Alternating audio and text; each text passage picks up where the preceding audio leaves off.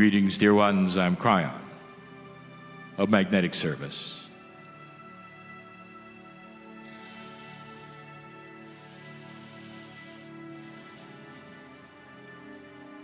We speak of the shift so often,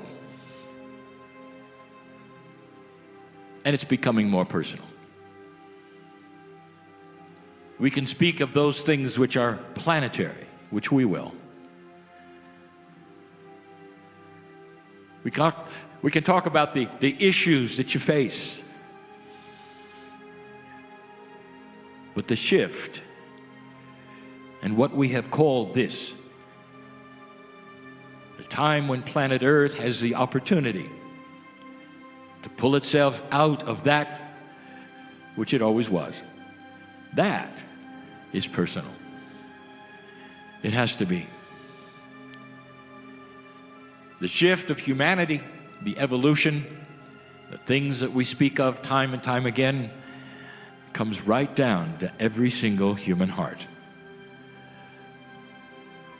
The message that we give about the personal human being is probably the most difficult ones to understand, because it's you. Every single one in this room, born, raised, lived in an older paradigm. As we start to reveal new paradigms of the planet, human behavior, it's almost like it's isolated from what you know. There are those who will hear these messages and leave, roll their eyes and say, it's not for me, it's crazy. Can't happen. Because you've been trained into an old paradigm that is your survival and your existence. And it's what you know. These are the issues of the day. How do you get out of the box that you love so much? And you say, well, Kryon, I don't really love this box. I'm here sitting here because I'd like to get out of it. Oh, really? I think you want to open the door and scamper out, feel the sunshine, and run right back in. The box that you've come in is the box you were trained in.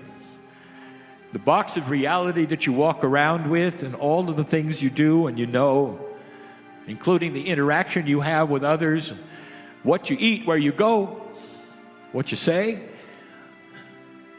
It all comes from training.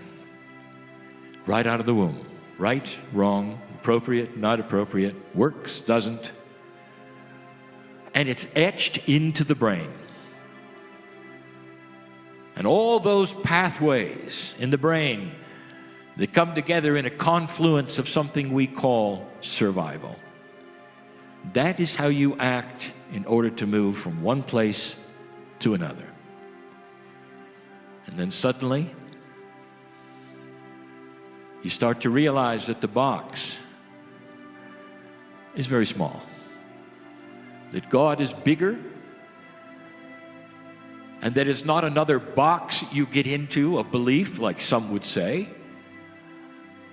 You tear away the walls, and then you see the concept that we have been giving you for 28 years. That the reality of you on this planet is that you're not an accident. You're not one of the animals. There's not a dysfunctional deity you have to worship, who loves you so much that that deity will send you to burn in a place if you don't do something right or wear the certain thing. That instead, the box comes away and you realize you're here on purpose, and that the creative source, not the God name, the creative source is inside you. You start to understand the parent and the child relationship, although it's not that way at all. The human being of you, the corporealness of you, the brain of you, all that human stuff that has free choice and will develop on its own, the consciousness while you're here. But the soul is equal to God. The soul is part of the collective creative source of the universe and the multiverses beyond them. It's inside you. And so all you are now learning is not how to go capture something you never have seen, or how to go somewhere and get something, or how many steps to climb. Oh no. Instead, it's the realization that it's always been there, surrounded by your box. The box of survival is the box of belief or unbelief. And as you start to dissolve that box, you start to understand you're worthy. You belong. There's a plan. And in this day and age, old soul, you are tired of all of that is here on this planet. I'll tell you something. All the prophecy you've ever had was the fact that this was going to be the last time. Because the prophecy said that once again, the earth would destroy itself, civilization would come to that point with the weapons that were good enough to wipe it all out, and you were going to do it again. And so literally, that which you are was programmed for doom. And in that you were saying, okay, it's the last time, fine, I'm not coming back. That's the box of survival, even the esoteric box. Do you see? When you come back, there's a renewal, dear ones. You awaken in this planet in a new energy with new light. You remember things you've never remembered before. You're wiser. You're not going to make the same mistakes. You're young again. Why would you ever turn this down? It's time to live like a human as it was designed to be. Not the way it's been, where all you can do is war and hate. Again, I sat in front of an audience in Israel who yet again came to see me and hear words they've wanted to hear.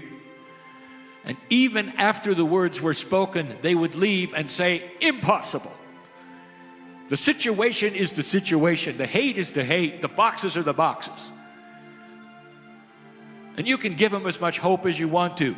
But dear ones, that is what the survival training has been.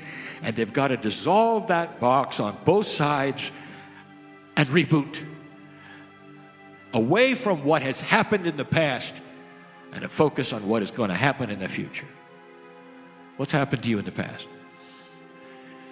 How does it affect how you feel about you, your future, your country's future, your children's future? And I'll tell you, it's biased because you're still in the box. I want to tell you about accessibility. Maybe you don't understand it. Maybe you don't. Your box says that if you're going to have accessibility to the creative source, to the God of creation, to anything, you're going to have to find a door and open it. Some of you are here.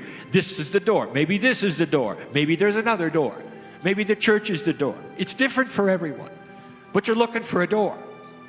That, my dear friends, is an old paradigm that does not exist. There is no door.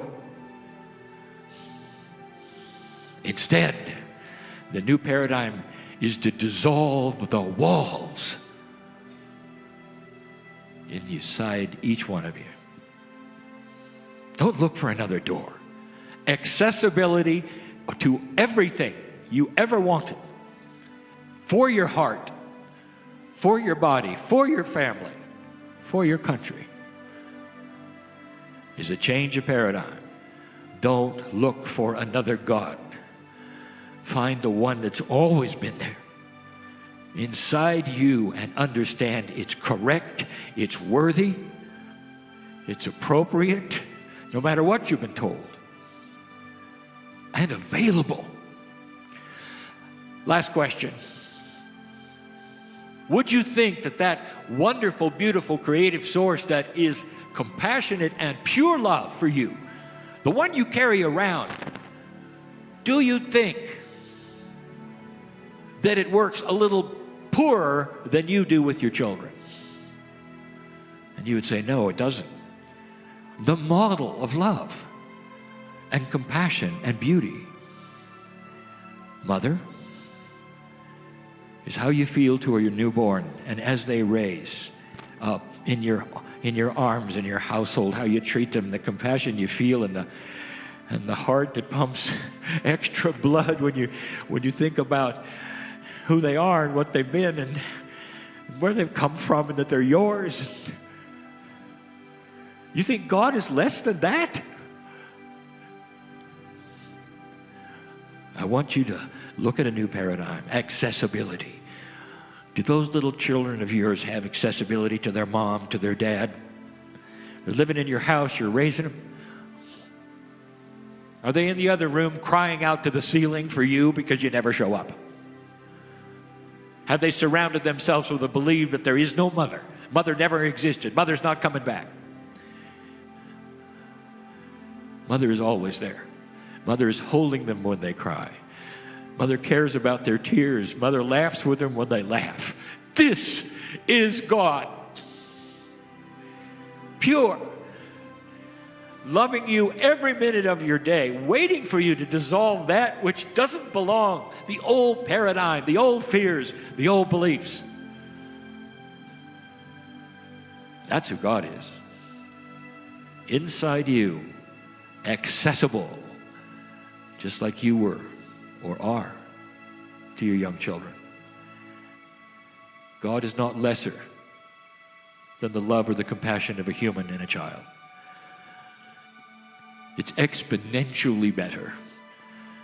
I invite you to stop looking for the door and go inside, drop into your heart, and realize that it's always been there. And the only thing you're going to have to do is deconstruct the walls you built that keep you from seeing it all. It's a great message, it's a great story, and it's absolutely 100% true today.